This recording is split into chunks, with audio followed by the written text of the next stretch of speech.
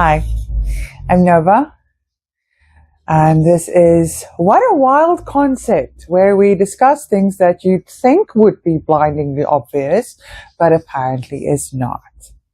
I would like to add a disclaimer that my co-host is autistic, so be prepared for tangents and deviations from the norm, because that is what it's like to talk to an autistic person.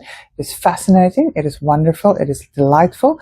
So just, strap in and go along for the ride. Hi, my name is Jacques. Like he says, I'm autistic. I have been diagnosed as a child with what used to be known as Asperger's syndrome. So the right there effect, as you can see. As I call it, a bag full of fun. All those comorbidities that goes along with it. But we're getting off subject matter here right now. I'm going to hand back over to her just to say what we're going to talk about, and then we take it from there. So we're going to discuss this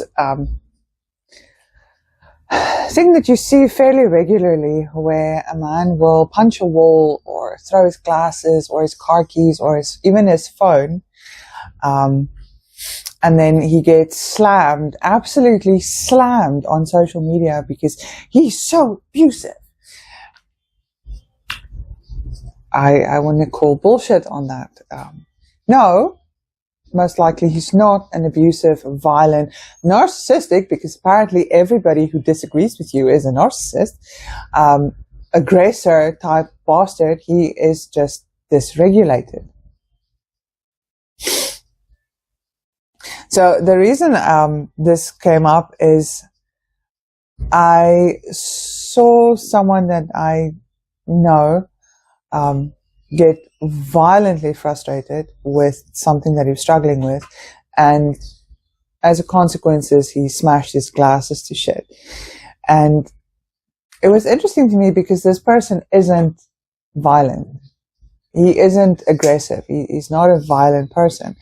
And I want to get this out right now at the beginning. There is a massive difference between somebody who is dysregulated and still trying, and somebody who is just a violent, aggressive bastard. We're not talking about people who actively go out to damage or intimidate or hurt other people.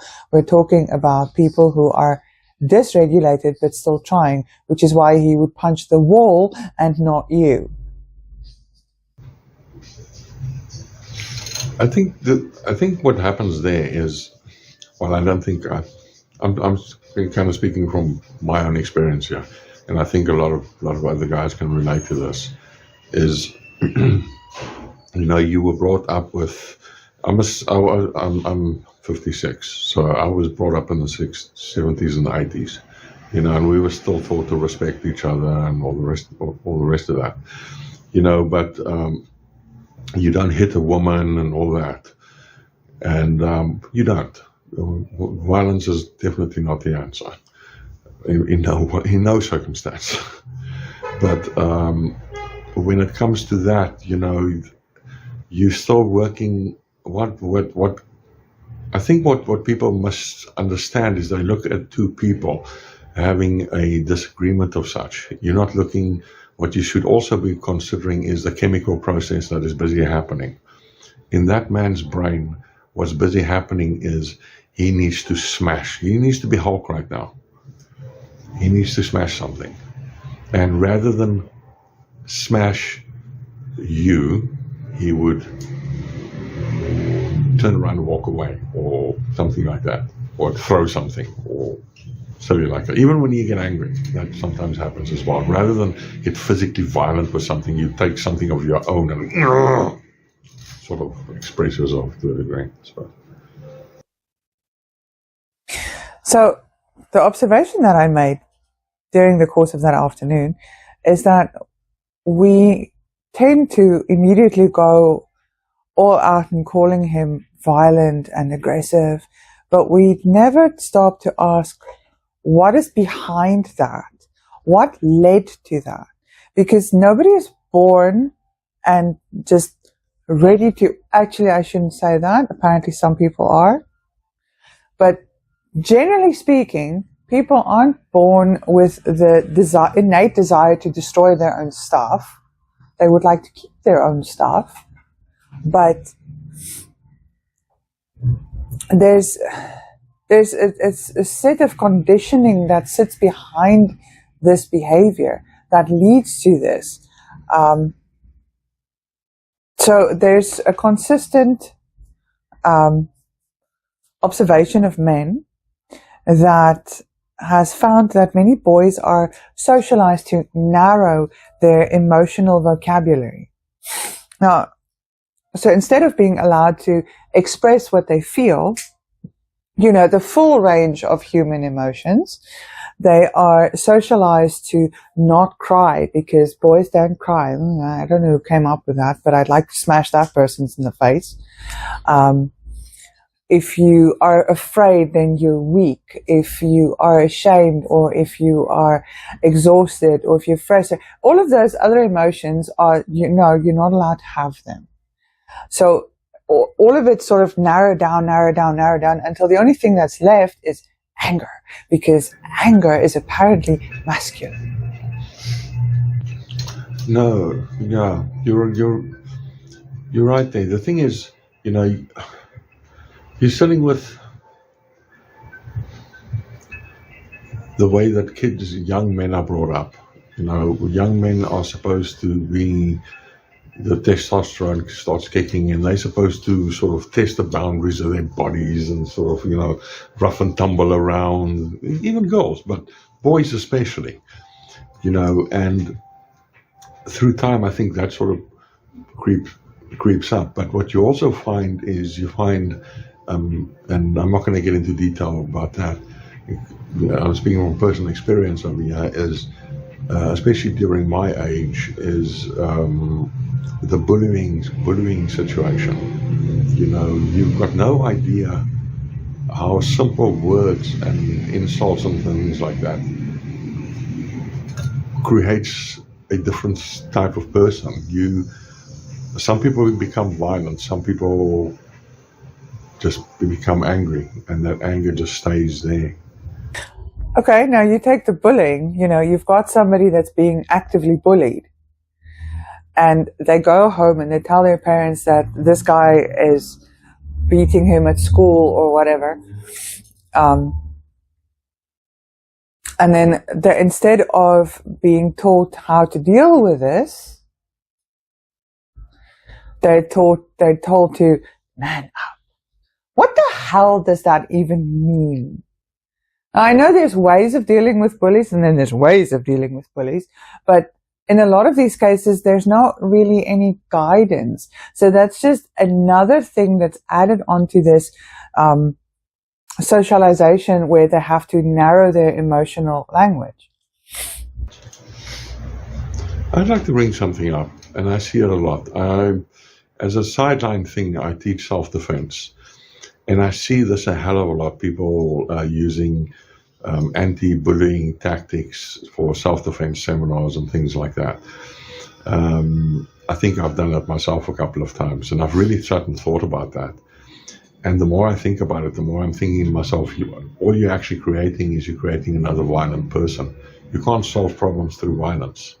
So this bully is bullying you, so what are you going to do? You're going to not,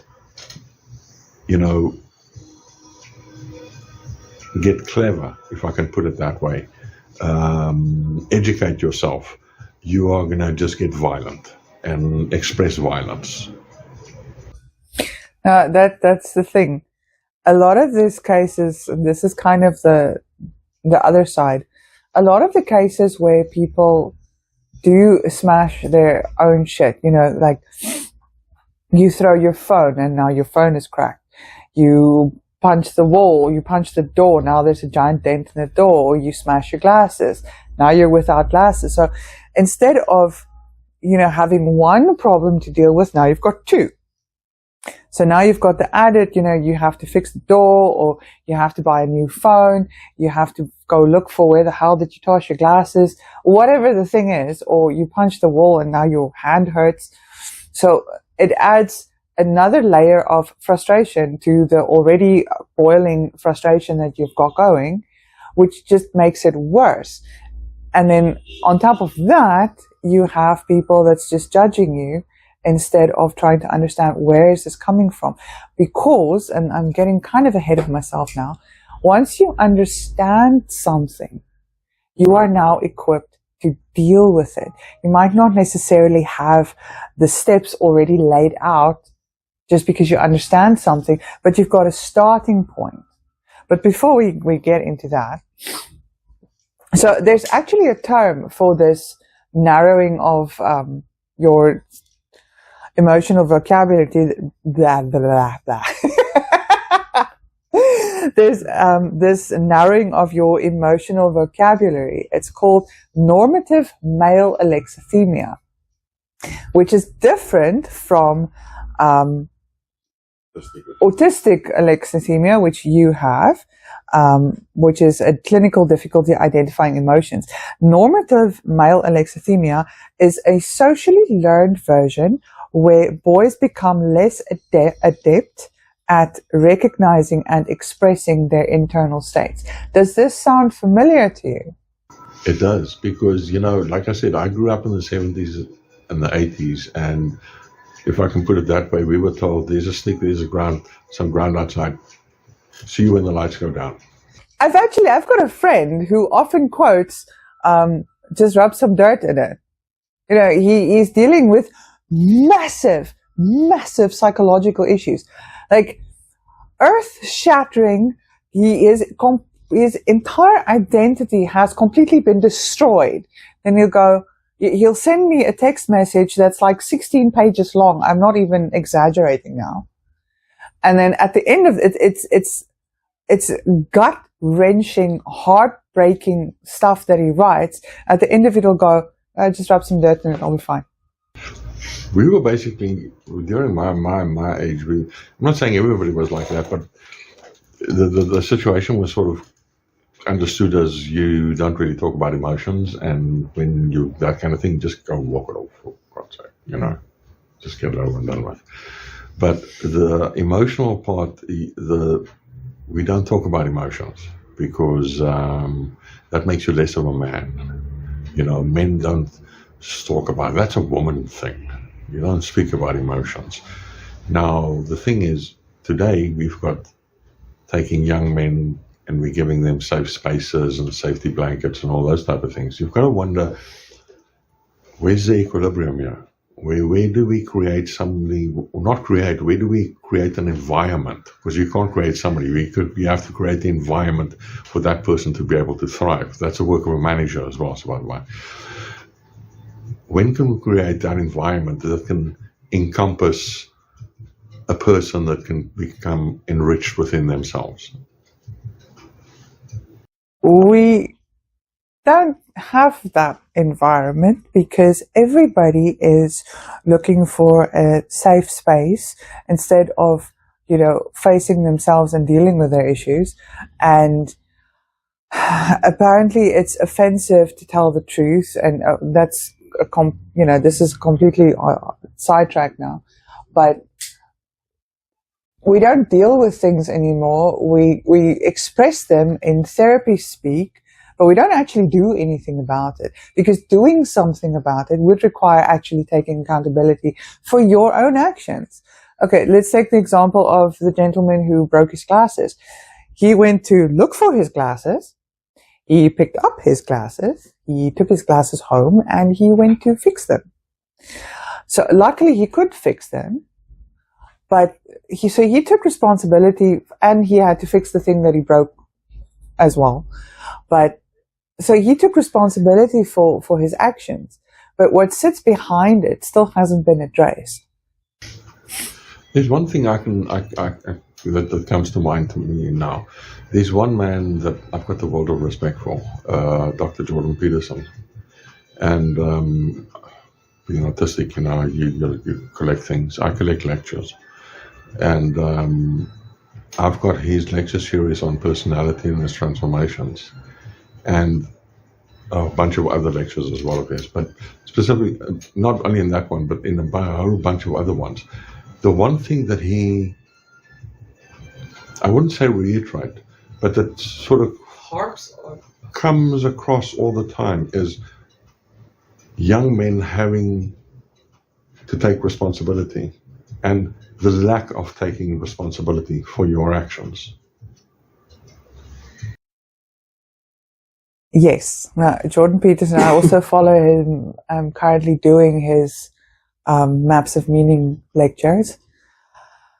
And he does come back to responsibility a lot. And I completely agree, because you have to take responsibility for your actions. You have to take responsibility for your behavior, for your thoughts, for your choices, all of that.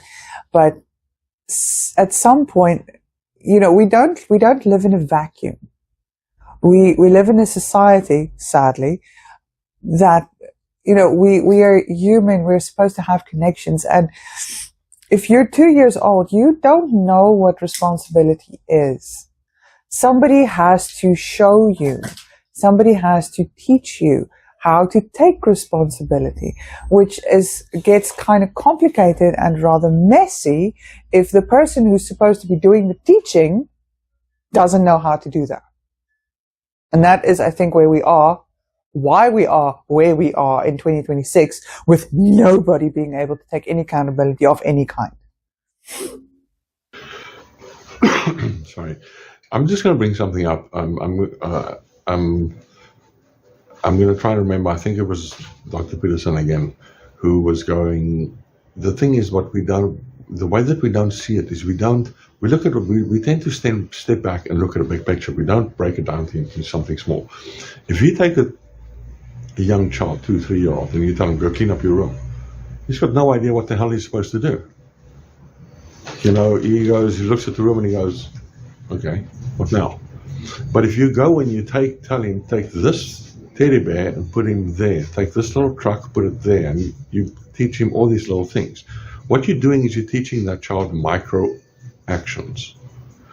Now, the moment you take little micro actions and you start formulating them together, what you get is habit. So the next time you tell him to go clean his room, what he's now learned is to take a bunch of micro actions and combine them into one action, and that is cleaning his room.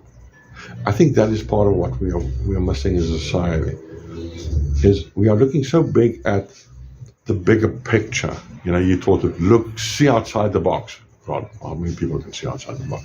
God. Look at the bigger picture, yet we tend to not break things down. It's like when you have you've got issues, I've got problems with something. How do you solve a problem? Most people break down when they have problems and issues. But the moment you take a problem and you start breaking it down into categories, and you take each little category and you start actively solving each little category, you will see how easy it gets. That's actually the lecture that I did on Wednesday was about constructivism and Jean Piaget, which was exactly that. He used the example of when you walk into the room, it's the 3-year-old, you tell him clean up your room, and you come back 20 minutes later and you go like, didn't you hear what I said? And the child's like, yes, I heard what you said, but he has no frame of reference for what that means. And then you tell him, okay, you take this teddy bear and you could put it on that shelf in that empty space. Oh, okay, so that's what it means. And yes, it's painstaking and it's slow and it's laborious, but that's the point of teaching somebody something. And you can apply this to basically anything. And what was amusing to me at the end was the way that he said, if you apply this to your life, to problems, you've got a problem. No matter doesn't matter what the problem is. If the problem is cooking corn or washing the dishes or dealing with, a psychological issue or a difficult relationship or financial issues or whatever, you break it down into, he calls it high resolution. Now I forget the word. It's something to do with high resolution. Basically, it comes down to, you in the smallest piece of information that you can. And people don't want to do that because it's hard. You know, you have to, it's like taking a ball of wool that's completely knotted up and you start, no, this is a mess. Now I can't deal with this. So what do? We just toss it aside or we sweep it under the rug. My problem with sweeping things under the rug is eventually the rug is going to be very bumpy and you're going to keep on tripping over it. Where he said if you sort it out, you will never have to deal with this problem again. It's done. And that sounds like a pretty good deal, considering that you'll never have to deal with this problem again in your life. Instead of sweeping it under the rug and having to deal with it recurring throughout your life forever and ever. I love the way he phrased it. I think I've got a example, if you want to call it that a person can use. Take anything in your life. Take your relationship, for instance. Now take your relationship as a big square block of cement standing there, and you've got a hammer in your hand. Every big problem and issue, what you do is you hit a piece of it off, and you hit a piece of it off, and you hit a piece of it off. What's eventually going to happen to that relationship? It's just going to roll down the hill. That was something that you actually said to me more than 10 years ago, and it's just stuck with me because that I see this big block of, well, I had marble in my head, and every time there's an argument or a disrespect or a dismissal or something, it just chips away a little bit of more of your humanity, and eventually there's nothing left. And we have gotten rather sidetracked, so I'm going to put us a little bit back on track. The thing with that's okay. It's what makes it interesting. So the thing about dismissing or not expressing an emotion, just because you're not expressing it does not mean you're not feeling it. You are still experiencing the stress. You're still experiencing the sadness or the frustration or the depression or the fear or the insecurity or whatever. You're still expressing it. Just because you're not saying it, out loud with words doesn't mean you're not feeling it. And if you are in a situation where you were never taught emotional language, now you've got the issue that you have this thing bubbling in your chest. You don't have the language to express it, so all that can come out is, I'm pissed off. You're not actually pissed off. You might be hungry and exhausted and worried about how much bills you have to pay at the end of the month, and you're feeling concerned and you're feeling rejected or whatever, but all that comes out is, I'm angry. I'm just going to give something quickly here. I remember a very, very long time ago, I made the statement earlier on, you've got a choice between becoming violent and spending your life in prisons and distress and alcohol and drug abuse and whatever, or you become angry, you become normal. The angry people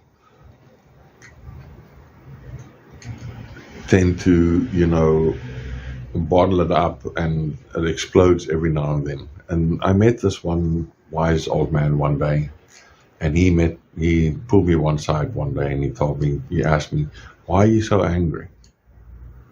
And I looked at him and I said, what do you mean? He said, you're very angry. Okay, I'm sorry. I didn't know I was angry. And he told me, I'm not blaming you for anything. I want you to listen to me. Nobody and nothing on this earth can make you angry. You had other options. You chose to become angry. Okay, so in clinical psychology, they frequently find that anger is overlaying another emotion.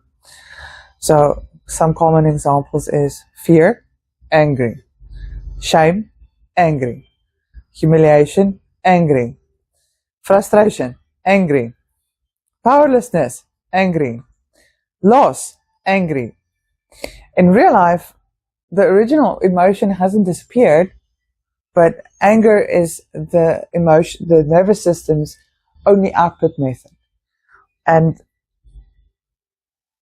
suppressing your feelings doesn't reduce the emotional intensity or the emotional experiencing of it. And the emotion that you're feeling actually stays active for longer. It keeps your body's stress response also going active for longer.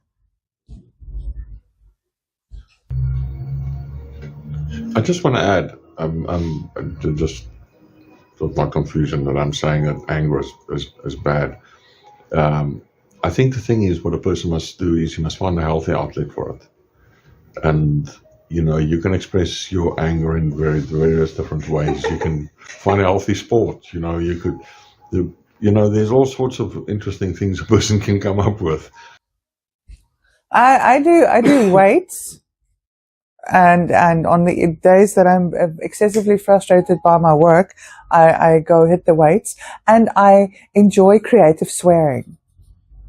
Anger solves a lot of problems in the world. Anger does solve a lot of problems. So at no point are we saying or suggesting that angry is bad. I mean, do not underestimate the motivational power of being angry. Yeah. But, channeled in such a way that it actually becomes constructive. And that is a choice that you make. But you have to actually know that it is a choice you can make. And there's an expression that says, if you only have a hammer, then all you see is nails. I want to get to the point of, quickly, when a person gets out of school, I've heard this a lot. When a person gets out of school, they go, oh, thank God, I never have to learn again. They get out of university. Finally, it's finished. I don't have to learn again. And I always look at these people and I think to myself, you're going to still have to learn for the rest of your life. Aren't you interested in self-improvement in any way? It's a learning process. You need to, part of being human is bettering yourself in a positive way. That is what human is what is all about. It's not about destroying things. It is about building yourself up. By building yourself up, you're building up everybody around you. You're building up your community and everything around you. People don't want to do self-improvement because it requires facing yourself. And facing yourself is hard. Because you not only have to accept the fact that there were many times that you let yourself down and you abandoned yourself, but there's also been many times where you were just downright fucking stupid. And, if somebody else tells you you're stupid, that hurts. When you look yourself in the face and you go, what the fuck was that? That hurts. But it's necessary. But you have to go a little bit further back than that. You have to go, are you actually prepared to? Do you want to? Are you willing to? Because if you are of the notion that you are flawless and there's no need for improvement, well, I suppose then you can just go sit somewhere in a corner and wait for death, because a tree that doesn't grow, I'm an avid gardener. A thing that doesn't grow is dead. Gets yanked out of the pot because I can plant something else in the pot. You see a lot of these. I remember, especially I think in the 80s or whatever, 80s, mid-90s, these self-help books, self-improvement books, and you have all these things. I mean, there was millions of, maybe not millions, but there was lots of different psychologists and inspirational speakers on how to better yourself as a human being. None of that shit really worked. Everybody got inspired for like 10 minutes and then they went back to their normal life and spent fortune on this stuff and made all sorts of people very, very, very rich. And everybody's sort of been asking the same question, why am I here? What's my purpose? What's the deal? How do I actually get myself to better myself? And I think the one thing that people ask that about, the thing that comes up, how do you become a millionaire? Well, there's 10, you can go on the internet and you can find 10 steps, 20 steps, 50 steps, 100 steps, a million steps of how to become a millionaire, billionaire. And you can try and follow all those steps religiously as much as you possibly can. And I possibly guarantee you they will all fail. Because at the end of the day, the very basic thing that every single one of those people have is discipline. It starts with self-discipline. If you can apply self-discipline, then you will have the ability to move on. Discipline and consistency. Yeah. Because you can be as motivated and as, ambitious as you want, but if you are not, if you're not disciplined and you're not consistent, then it will fail. Doesn't matter how good your plan is, it will fail. Okay, so we've gotten slightly sidetracked again. James Gross is a psychologist, I think, that has shown that the suppression of emotion changes the outward expression of the emotion a lot more than it changes the internal expression of the emotion, or the internal experience of the emotion. So the pressure that you're feeling remains the same. So I've got it here, what that leads to in a person who is constantly suppressing their emotions. You've got higher physiological stress. So you've got a clenched jaw, you've got tight shoulders, you've got increased heart rate, high blood pressure, insomnia, headaches, digestive issues, exhaustion.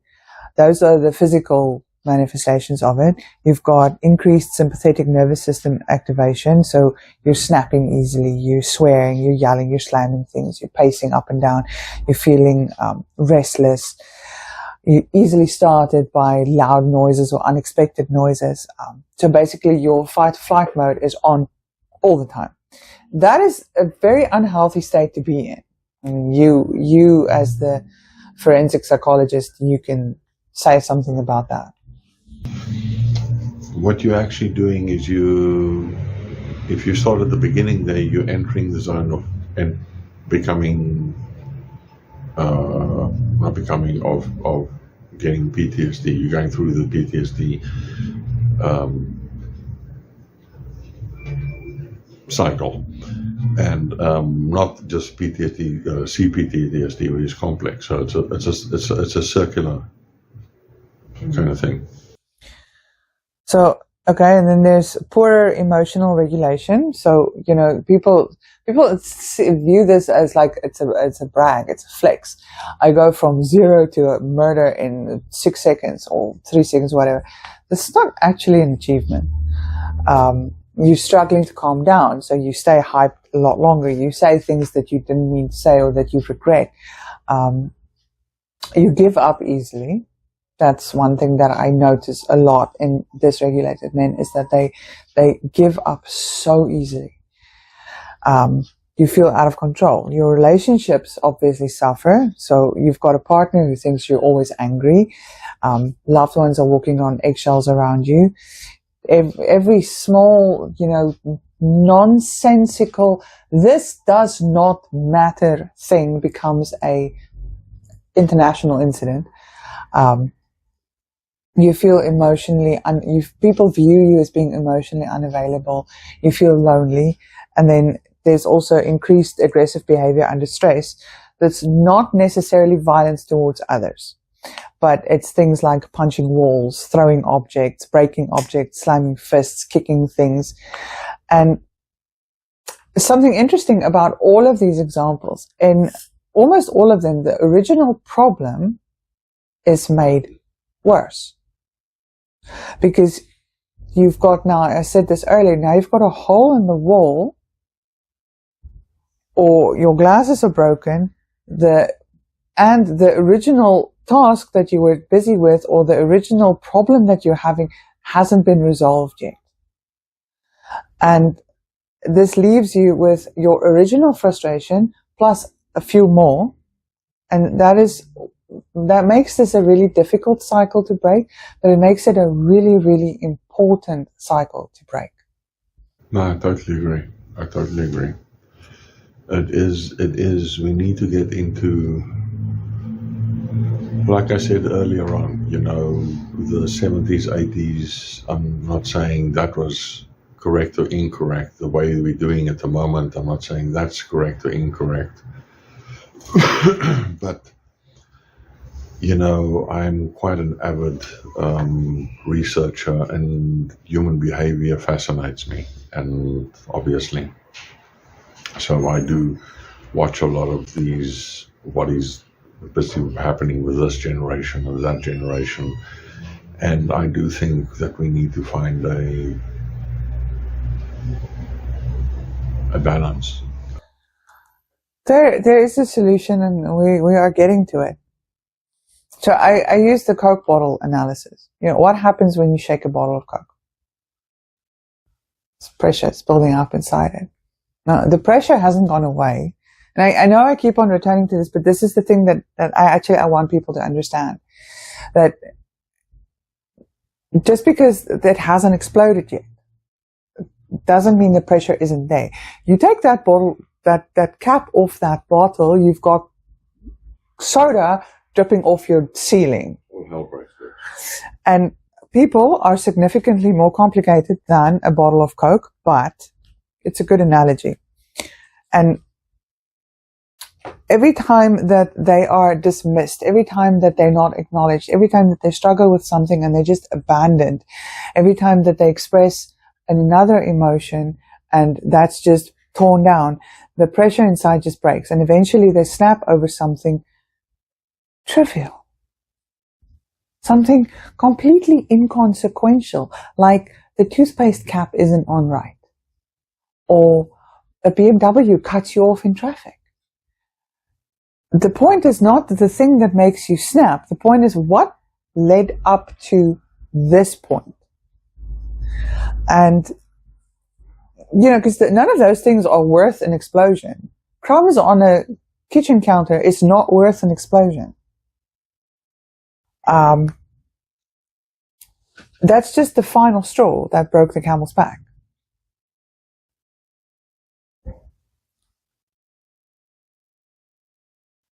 Humans aren't supposed to be operating under constant tension. And I want to add this. These explosions aren't planned. You know, nobody wakes up in the morning and says, today I'm going to hit myself in the face with my phone. Or today I'm going to smash my favorite cup to shit. It's not being done on purpose. It's an impulsive attempt by your nervous system to just release unbearable frustration and tension in that moment. And usually afterwards you feel like that was such a stupid thing to do. If there's any autistic people who's watching this is very closely related to when an autistic person has an autistic meltdown. It is something that comes out of nowhere.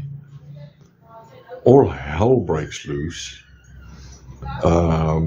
You feel you've got no control of where anything is busy going at this moment. You're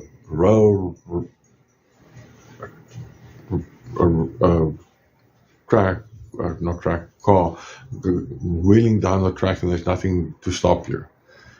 And once it is over, you feel so shit. You feel so guilty about everything you said, the way you behaved. You overanalyze every little bit, and you feel so horrid after all of that. Now, I've seen you have meltdowns where you throw things and you completely lose the plot. And I've also seen how exhausted you are afterwards, and how you regret breaking whatever it was that was broken in that moment, and the shame that you feel. And that's why I've always made a point of, I'm not going to shout at you, I'm not going to have a fight with you about this happening, because, well, firstly, it's not going to solve anything. It's not going to make the thing not be broken. But also, I can see how, and I am neurotypical, so I don't understand the intensity of what you felt, but I can see how much it took out of you. So I think that if you're dealing with an autistic person or not, sorry, grace and empathy. I want to bring something in here now quickly again. Now that I know we're slightly going off topic, but in a way we're also not going off topic. I want to bring the autistic thing up again. What Marie does a lot with me is, especially over weekends, when she's here over a weekend, and like Saturday mornings, we normally got our own things busy doing, and by Saturday afternoon, when she's at home and she doesn't have her own thing, specifically things planned, which is going out, whatever the case may be, she would come in and give me options. Would you like me to join you? Would you like to speak? Would you like me to leave you alone? She gives me various different options. And I think that has helped a hell of a lot. But I think that would also help a hell of a lot in normal relationships and in normal communication. We tend to, the only thing that is important is for me to get my opinion across. It's not about listening to the other person. I want to add to that now. I actually said this to someone this week. Do you want to be alone? Can I join you, or do you want me to fuck off? I think he had this really confused expression. And I was 100% sincere. I was making light of it, but I was giving him the option because I knew he was also, going through some stuff. So we were going to have a cigarette. So can I join you, or do you want to be alone? If you tell me to fuck off, I'll fuck off. I don't have a problem with that. A lot of cases, when I ask Jacques, do you want me to come sit here with you? Do you want me to leave you alone? Do you want me to go completely out of the apartment? Do you want a sandwich? Do you want a cup of tea? Options. If he tells me, leave me the fuck alone, I will go away. And it's not personal. People take that way too personal. So if my friend this week, when I asked him, told me to fuck off, I would have fucked off. And I wouldn't have taken it personally. I wouldn't be like, oh, but now he's mad at me, or he's angry with me, or he doesn't like me anymore. The man just wants to be left alone for 5 minutes because everybody is constantly talking to him. Not everything is about you. Not everything has to have some deep-seated personal vindictive message. Sometimes somebody really just wants to be left alone. Okay. So, an observation about men who snap and throw things. They don't attack other people. They attack their environment, like their glasses or their phone or the wall or the chair or, whatever is in front of them at that moment. And this is a very, very important distinction, because there was an incident where a man was being physically accosted by a woman. The woman was very, very aggressive in this moment, and she was actually physically engaging with the man. He did not punch her. He punched the wall. He wanted to get out of the situation. She wouldn't let go. And it ended up with him punching the wall. Or killing her. Well, no, that's the thing. If you are Beating her up. that's why I made the distinction at the beginning, that there are people who are active abusers and there are people who are just dysregulated and tend to go for the environment or themselves. Because instead of hitting her, which, you know, there might be a case made, and what I'm about to say is going to be very controversial, but a case might be made that, you know, in that moment, if she actually hit him, he would have been justified. But instead, he chose to attack the environment. He actually physically hit himself in the face. He had a bruise on his head where he hit himself. Now, that is a very, very important distinction, because people who are controlling and aggressive in their behavior is a very different behavioral pattern to somebody who has frustrations and is dysregulated, and their frustration bursts out and they direct it at inanimate objects. Those are two completely different animals. The animal who likes to hit people is an animal we do not address. They go to prison, they deal with what they've done. I personally got hit by a man. I'm not sitting here defending him. He got what he had coming to him. So I do understand what it's like to get hit by a fist. I know what that feels like. And that is very, very much not what I'm talking about. I'm talking about people who are so dysregulated. I feel like I'm saying that word a lot.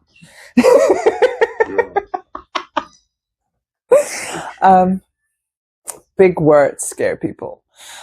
But somebody who is, he's really trying. He's trying to have control. He's trying to be a good, you know, this is something that I hear so much. I want to be a good person. You already are a good person. If you're worried about that, if you're scared that you're not a good person, honey, you are on the right path. It's a very important distinction. And these people who go online and just, you know, rip off on men who are so abusive and whatnot because they punched a hole through the drywall, they don't understand the distinction. And they don't have the discernment to be able to tell the difference between these two very, very different behavioral types. Or they don't know when to just walk alone. When to just leave it alone. Yeah, for the you said, options. For the love of fuck, learn to tell the difference.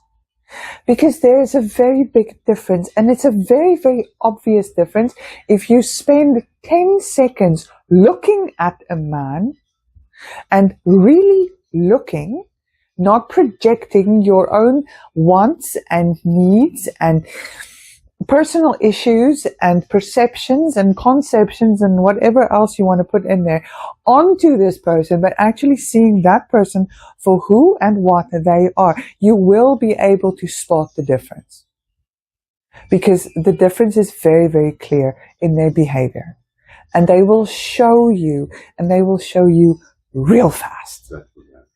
That's for damn sure. You'll see that. You'll see that in their eyes. You will see that in their entire behavior will change. And I think that is something that people lose. Like Marie said, you know, we tend to, what we tend to do as a society is we turn inward, and it's me. You know, only my opinion matters. You need to listen to me. I'm not interested in what you have to say. You can speak, but that's not really what I'm interested in. I'm interested in you have to get my point. It's very, very true, because, you know, people, they have this, let's take romantic relationships for example. They have this idea of who this person is supposed to be. And obviously he'll try to live up to it to a point, But at some point, no mask can be worn forever. At some point, his actual personality and his actual identity is going to come through. And now they're mad at this person for not being who they thought this person was. But, if you spent, I don't know, like 3 minutes just talking to this person, you might have actually seen who he is. Because people will show you who they are. They will show you that through, in their eyes, small mannerisms, micro expressions, body language, how they treat a dog, how they treat an elderly person, how they treat a BMW that doesn't use turn lights, how they talk to a waitress. It's there. It's all right there. All you have to do is actually notice it. But we tend to be so stuck in what we want to see, and in getting our own validation from somebody else, that we miss 99% of what that person is showing us. Here's something else we're going to talk about later on. Something that I feel quite, I wouldn't say passionate about, but I feel has been misinterpreted by the media quite a bit. It's the alpha male, alpha female principle. And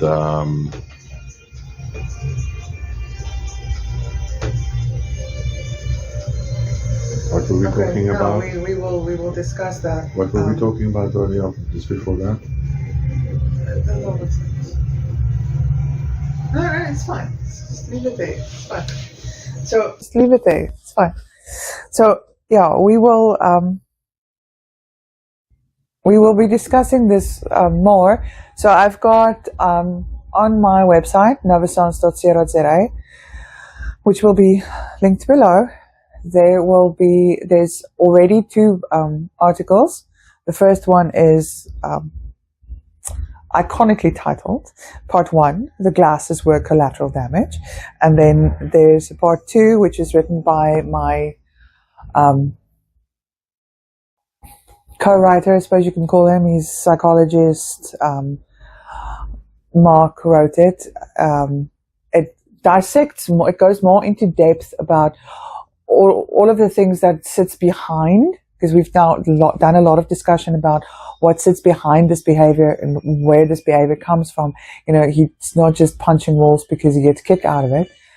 And then the last part, the part 3 of this series, will be, what do you do from both sides, from both perspectives? What do you do when you are the one that is dysregulated to the point where you're punching walls and throwing shit?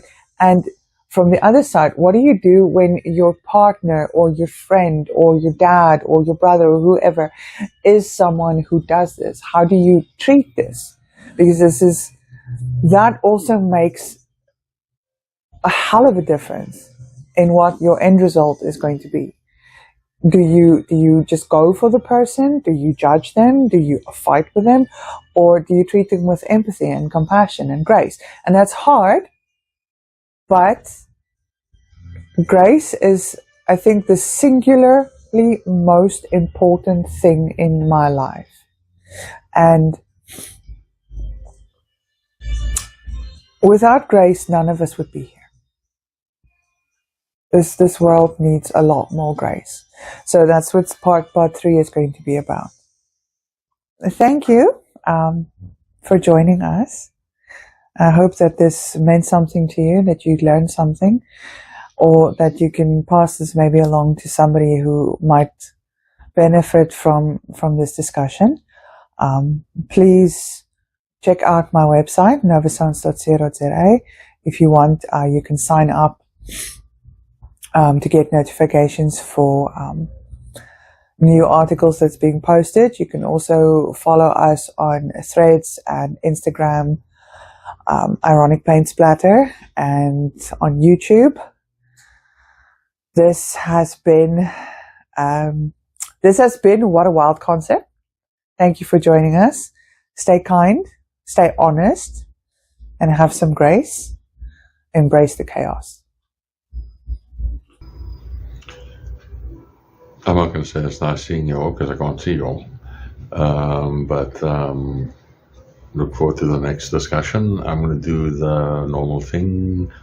Do give us a like, subscribe, and maybe spread the message. You know, it's something that I think needs talking about. So see you next time. Cheers.